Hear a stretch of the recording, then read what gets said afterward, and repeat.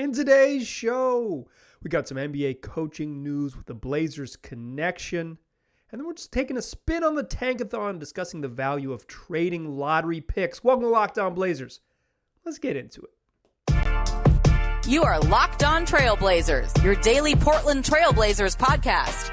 Part of the Locked On Podcast Network. Your team every day.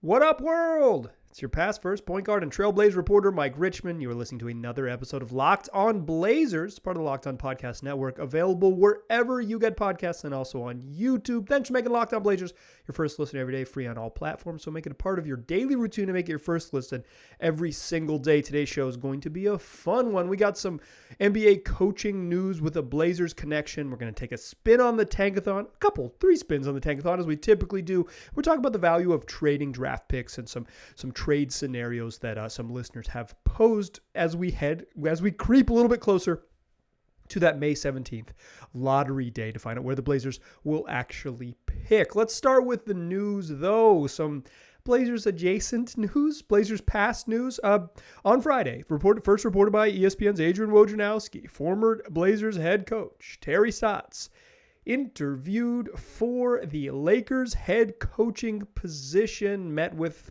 Lakers brass, Lakers decision makers, which includes their GM and Kurt Rambis and owner Jeannie Buss and the whole cohort of people friends with Jeannie Buss. And Stotts is one of sort of the preliminary candidates that the Lakers are interested in. They are, in addition, Wojnarowski reports that the Lakers have requested to interview and begun the interview process with Milwaukee assistant coach Darvin Ham and Toronto Raptors assistant coach Adrian Griffin. Neither Griffin nor Ham have been head coaches before, but both long time assistants in the league, as Terry Stotts was before he got his first gig in Atlanta and then Milwaukee. Is this Blazers news? Yes, for this time of year. No major impact on this. I think there's no like direct Blazers impact on this, but Stotts is he lives here. It's like local man of interest, gets interviewed for the Blazers gig. But I think moreover, this is like a reminder that Terry Stotts is like a totally legitimate NBA coach. So some other news before I get into my like actual Terry Stotts take. Mark Jackson reportedly also interviewed for the Lakers gig, and Mark Jackson seemingly was in line to be the Sacramento Kings first choice, or at least it was reported by Mark Stein and on his Substack, on his newsletter, that the Kings brass preferred, the Kings front office preferred Mike Brown, former head coach in a couple different places, Lakers and Cleveland, and who's currently the chief assistant on Steve Kerr's staff in Golden State, that the Kings front office guys, that they preferred Mike Brown, but that ownership, Vivek Randive, preferred Mark Jackson, the ESPN, longtime ESPN analyst, and former All-Star and former Rookie of the Year. But today, that kind of was ironed out because the Kings have officially, or maybe not officially, but reportedly, first reported by ESPN and then confirmed by a couple other places, they've gone with Mike Brown. That means that Mark Jackson is, out of the running in Sacramento and probably still in the running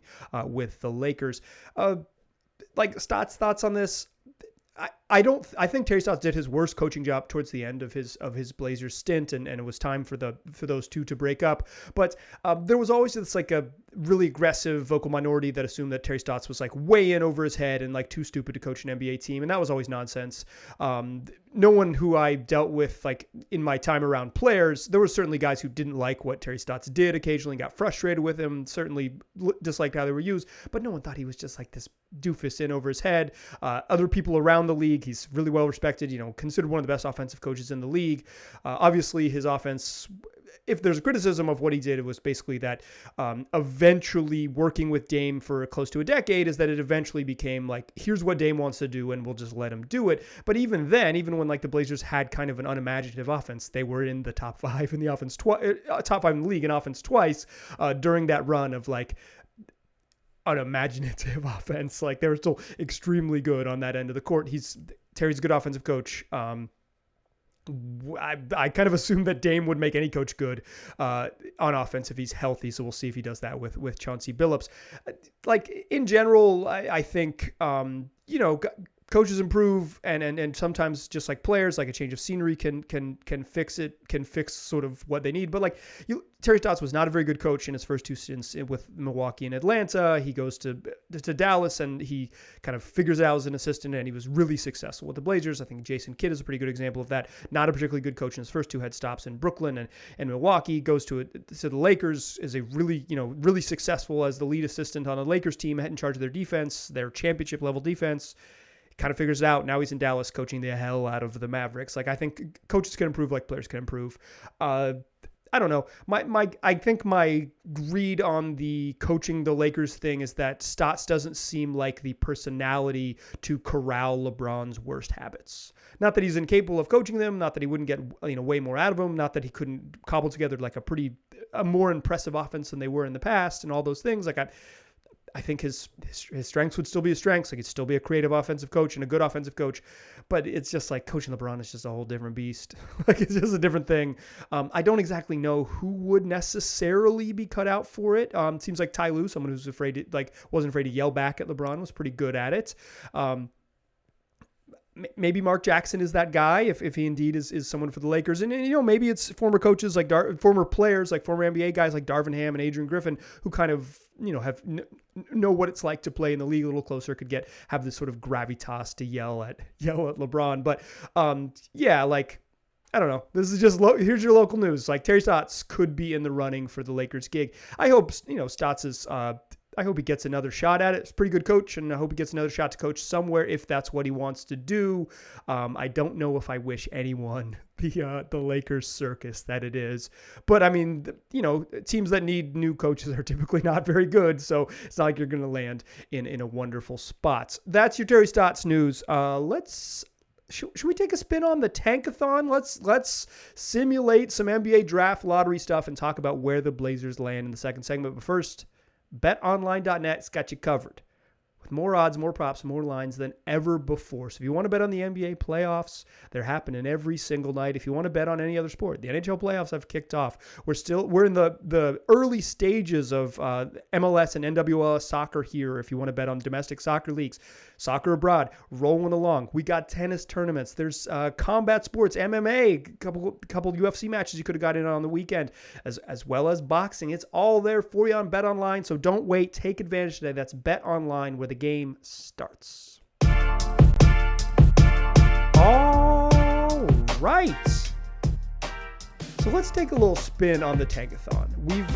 For those of you who don't know what it is, let me intro it to you. Many of you are familiar with it, but if you're not, let me explain what's going on. Tankathon.com is a website that tracks teams that are losing and draft order as they head towards the bottom of the standings. And then you can use their wonderful service to simulate the draft lottery. Now, the draft lottery isn't for another, as I'm recording this, 11 days. It's May 17th, a week from this coming Tuesday. This is Monday, May 9th show. So a week from this coming Tuesday, we'll be there. We'll know where the Blazers are going to pick, and then we will really dive deep into draft stuff. The moment you see that draft lottery go through on Tuesday, May 17th, this show becomes a heavy draft show. That is what we will pivot to.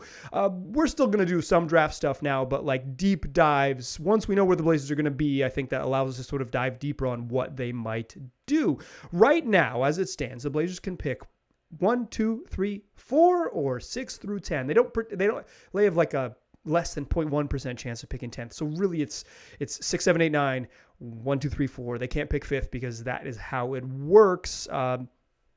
They have the highest odds to end up with the 7th pick in the draft, but they have a 37% chance of landing in the top 4. So what I want to do here is I want to simulate some of this draft stuff, and then we will talk about where the Blazers land and kind of what they might do should they land there. So let's go to Tankathon. If you're watching on if you're watching on the YouTube channel, you are going to watch me do this with you right here. Let's pull it up. There we are. Beautiful Tankathon.com. Let's simulate the lottery a couple times, thrice, and see where the Blazers land. Here's our first spin. Oh my goodness. The Blazers drop 2 spots back to 8th. The Sacramento Kings jump up to the number 6 spots to the number 1 overall pick. The New Orleans Pelicans with that Lakers pick seconds. And Orlando, one of the only top 3 teams to stay in that top 3, drops 1 spot to 3rd. Indiana moves up to 4th. Houston 5. Detroit 6. OKC 7, and then there's your Blazers at 8th. The way Tankathon does this is that they, for those scoring at home, I've now done this 7 times and landed in 8th 4 times. It's incredible how quickly I get to 8th. It's a relatively likely spot for the Blazers to be. But for the way Tankathon does this is they just have they have their guys. They're not doing by need. So the way the Tankathon does this, the Blazers are selecting Benedict Mathurin, a 2 guard from Arizona, who I'm intrigued by. I don't think the Blazers necessarily need other guards. I think they could use better wings, but I think Ben Mathurin might be, as Pac-12 Player of the Year, I think he's going to be really good. I think if I was here for the Blazers, I would be tempted probably by 3 names. I'd be tempted by Jeremy Sohan. I'd be tempted by forward from Baylor. I'd be tempted by Jalen Duren, and I'd be tempted a little bit by Tari Eason, although he seems to be sliding such that the Blazers, if Eason is their guy, probably could trade back at 8. More on that in a moment. I don't love Ben Mathurin fit-wise, but I think he's pretty good. Let's simulate another one of these, shall we? The Blazers finish at 9th in my second one. San Antonio jumps up to 1. They jump 8 spots to 1. Sacramento jumps 5 spots to 2. And Washington jumps 7 spots to 3. That's all 3. All the 3 teams in the top 3 all drop out of the top 3. OKC stays put at 4. Houston 5. Orlando drops 4 spots to 6. Detroit drops 4 spots to 7. The Pacers drop to 8th. And the Blazers finish in 9th. Kind of the same thing for the Blazers. The name Tankathon has here, if you're watching on YouTube or if you're listening, the name is Dyson Daniels. He's a G leaguer. He's played at the G League Ignite. From what I have read, Dyson Daniels may grade out as the best defensive guard in this draft. That's intriguing for the Blazers. Again, this is intriguing. I just don't think they need guards. I would lean for they just need more size. They need more depth up front. So I would lean Jalen Duren. I would lead Jeremy Sohan. I would lead Tari Eason, for defensive players. That's kind of my logic here where I would head if they finish 9th. Let's do a one more time, shall we? I can't believe my luck has been this bad. Let's get a good one here for the sake of audio content on the podcast. Let's go! The Blazers pick 3rd in this one. Indiana jumps up to 1. Sacramento 2. Portland ends up 3rd. Rounding out the top 5, you got Orlando and Houston. Detroit falls all the way to 6 and OKC to 7. Everyone else stays put behind there. This is a really interesting one for me if the Blazers end up 3, because no matter what, I think if you're in the top 3, the Blazers are going to get a really useful player. Let me be clear.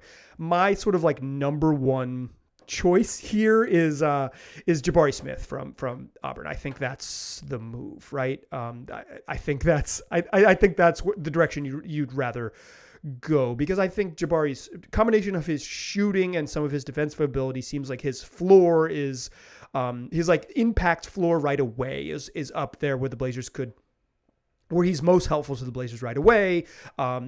Then I would probably lean Banchero, because I think, again, in terms of help right away, but straight up, I think Chet Holmgren might end up being the best player in this class. It's just do the Blazers have the patience to really reap the benefits of how good Holmgren is going to be? So here's what I like about this spot. If the Blazers end up 3rd, no matter what, they're getting a player. The way the Tankathon did it, Chet goes 1, Jabari goes 2, and the Blazers end up with Paolo at 3. Great. Paolo Banchero is going to be good.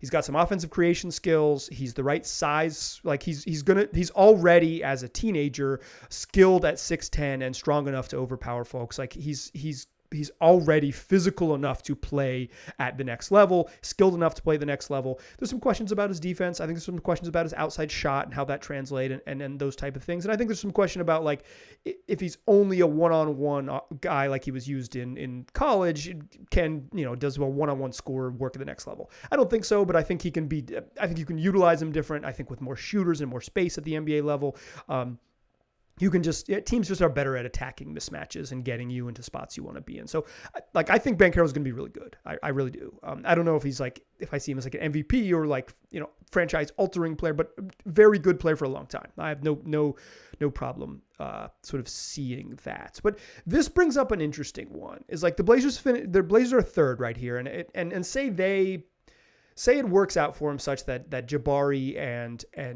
Paolo go 1-2. I don't think that's very likely. I think Chet's going to go in the top 2 picks, but say he does. And the Blazers find themselves with the 3rd pick and Chet Holmgren on the board. This brings up this really fascinating spot, right? Where Chet Holmgren is like maybe this is sort of a generational defensive talent with some offense, like really real offensive upside because he can shoot and he can handle and he's gigantic. But maybe the Blazers don't want they don't want to be patient, right? They don't want to say, hey, in year 3, we think Chet's going to be incredible because in year 3, your best player is 34 years old and, you're on the tail end of Damian Lillard's absolute prime and all of these things, right? Like the timeline doesn't line up. It puts the Blazers in a position to consider trades or to call around and see what a trade might be because you have an incredibly coveted thing right here. That's what I want to talk about to close the show.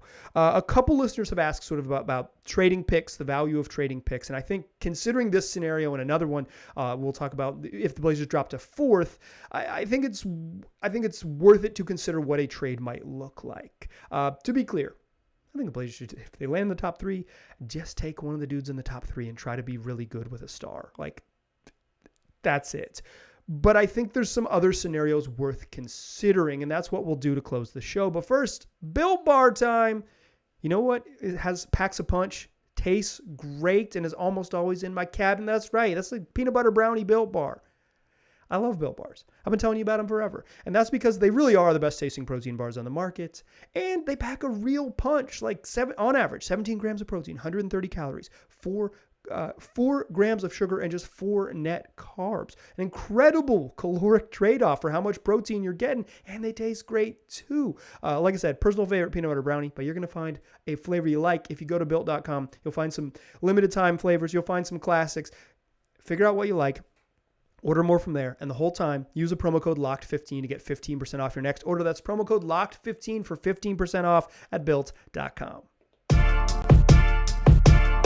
Still a pass first point guard. Still Mike Richmond. You are still listening to Locked On Blazers, and we're still talking draft stuff. I got a couple questions from listeners, and if you want to send me a question, the best way to do that is to email me. And the email address is lockedonblazerspod@gmail.com. That's lockedonblazerspod@gmail.com. Yeah, it has a lot of characters. I didn't get to rescue the old email address from Eric when he handed this off to me 3 years ago. So we got lockedonblazerspod@gmail.com. It's the easy way to find me. It'll be in the episode description, or trust me, you'll track it down. lockedonblazerspod@gmail.com. It's the best way to ask questions in the future. We're going to bring back mailbag later this week, so I'm going to need more of your questions. Throw them at me there. But listener Kyle, listener Jeff V, this podcast reminder is very popular with Jeffs. They ask a couple questions about trading picks. And I think if you look back at consider the sort of tankathon spins we just had. If the Blazers land in 8th, not going to be a lot of takers at 8th probably for what the Blazers have. Take a pick, get it right. 7th, same thing. Take your pick, get it right. If the Blazers, though, land in the top 3 and there's a scenario where you can get a win now veteran, that brings up some interesting decisions you might have to make. And let me sort of pose the scenarios that listener Jeff V posed and kind of walk through these considerations. Basically, if the Blazers land in the top 3, they're going to have something of value to trade. If they don't land in that top 3, or the top 4 rather, they're really not going to have as much value. I think 3, and then there's a cutoff to Jaden Ivey, and then there's another drop off, and it's like Keegan Murray's 5th, and then I think there's a lot of guys in the 6 through 11 range that are pretty much interchangeable, 6 through 15 range that are relatively interchangeable. We'll see. Could be an interesting draft night, but say it's a team like Oklahoma City, which has 2 picks, their own and the one that they got from the Clippers this year. Like, if do they offer up? Say they fall all the way back like they did in that third scenario to like 6th and 11. Are they willing to give up 6 and 11 for 3, and then the Blazers can get whoever they want at 6 if Chet's not as interesting to them, and they still have the 11th pick? Say they send the 11th pick now to Detroit and end up with Jeremy Grant. Like, is not having Chet Holmgren or whoever might be on the board, not having Paolo Banchero, is that worth the chance to have, say, Shaedon Sharpe and Jeremy Grant on the roster, or Ben Mathurin and Jeremy Grant on the roster, or if things work out, Keegan Murray and Jeremy Grant on the roster? Like, is that exchange worth the risk? My general thought on this is no, and I also don't think in general that OKC would offer that trade. It's been a while. It's been a handful of drafts since there's been a bunch of movement in the top 10. In 2018, there was a ton of movement in the lottery. I believe 4 lottery picks were traded in 2018. Since then, it has not happened. There's been some late teen selections traded, exchanged like that, but there hasn't been a bunch of movement in the sort of the top of the draft. 2017, famously, the first pick was traded for the 4th pick, or the 3rd pick rather. It's not unheard of for teams to trade back out of those spots. And I think if the Blazers end up in the top 3, you consider trading back. But the idea that another team is, particularly OKC, which has such a long tail rebuild, would value 3 over having 2 cracks in the first 12 picks, that seems a little bit unlikely. And again, let me just be clear. Let me say this a million times, because I'm going to get a lot of comments about it. Comment down below on the YouTube channel if you think I'm a dummy. The Blazers should just use their pick. Almost regardless of where it falls in this, they should use their pick. But we're considering scenarios. The other scenario is from Jeff V, is the situation just straight up with Detroit. If Detroit in that 3rd spin we did on Tankathon, they fell all the way down to 6th. Would Detroit trade 6 and Jeremy Grant to move up to 3? And should the Blazers do that? Again, no, I don't think they should, but that you get in these conversations. I think that gets you pretty close with Detroit, right? Maybe they don't want to do that, but I think that is, if they are not a top 3, don't have a top 3 selection, maybe that is enough to quickly grease their wheels. And they say, yep, we'll move into the 3rd. We'll give you some kind of future pick and Jeremy Grant. Let's go. All we've ever wanted is to add Paolo Banchero and Marvin Bagley into the same backcourt. What a freaking dream. And then you've got your trade. Same deal with Sacramento. They're going to be a little bit deeper in the lottery. They're behind the Blazers. The Blazers luckily lost more games than the Kings. That's a weird thing to say out loud, but it's certainly true. And it's would the Kings trade, to move up? I don't think I would do this for 3, but say the Blazers are 5 and the Kings are 9. Would you kind of swap that and absorb Harrison Barnes into the traded player exception? Would you take instead of drafting Keegan Murray, would you trade back and take, say, Jeremy Sohan and Harrison Barnes in exchange for Keegan Murray?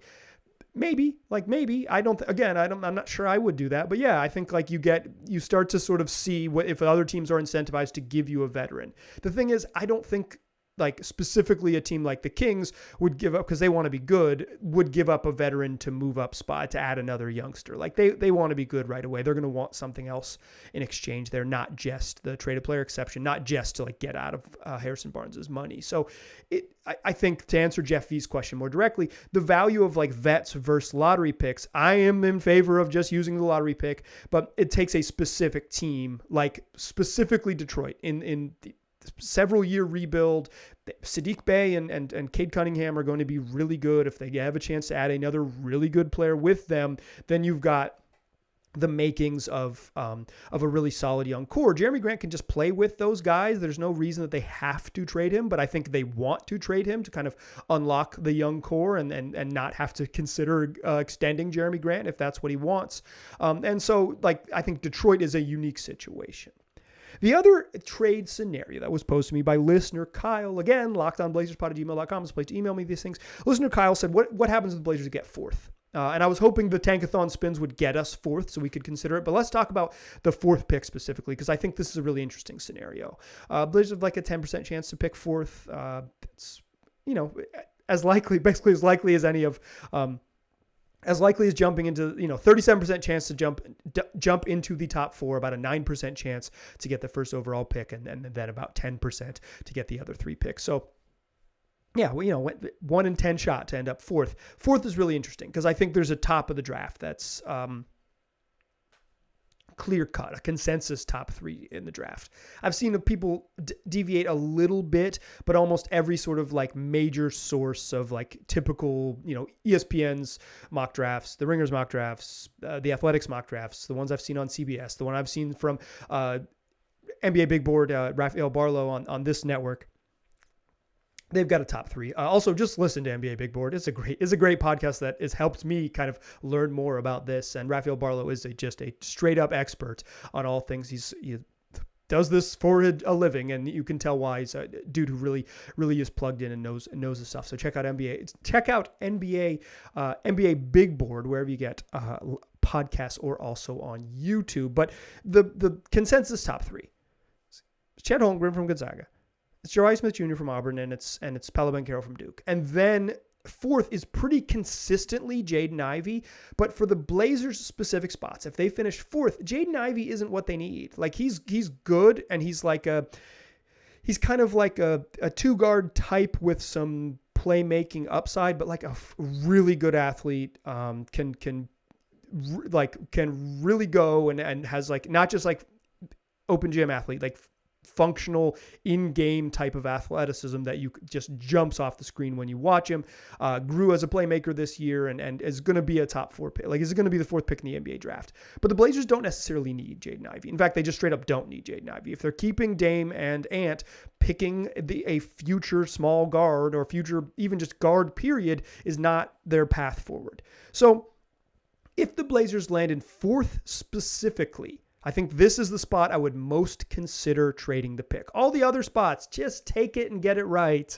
I don't even really know what get it right means because I'm not a draft guy, and the way that NBA teams whiff on draft picks so consistently, maybe no one knows. But like, take the pick, get it right. 4th is the curious one, because if they're 4th, I think there's going to be teams that really covet Ivy. And then maybe you can get something like the Luka for Trae Young swap, where you move back 2 spots to 6th or 1 spot to 5th because someone says, listen, we want Ivy so bad. How about Keegan Murray and a future draft pick, a future first? Then I strongly consider it for the Blazers. 4th is the spot where 4th is...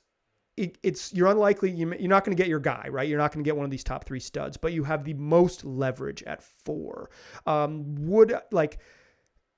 If they get 4 though, let me be clear on the package that I'd be interested in. Another top 10 pick and a veteran, or another top 10 pick in the 2022 draft, like another pick this immediately that you can use, and a future draft pick that you could trade or select in the future in 2023, right? Like I'm not trading 4 for Jeremy freaking Grant. Like, obviously not. Hell nah.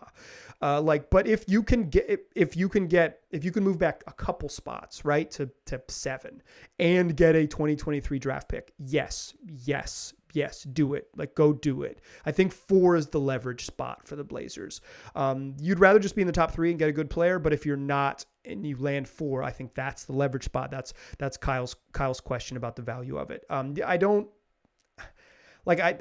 think you're going to get an all-star level exchange for at 4, right? Like, I don't think, I don't think you're just sort of like magically going to add an all-star, that's not how, that's the value at 4 is not that high, but a couple, you could add, a decent role player and another first-round pick seems like a reasonable package. And a decent role player and another first-round pick is kind of what the Blazers need because they're low on talent. They just need to add more talent. Now, you might be screaming, Mike, just take the pick.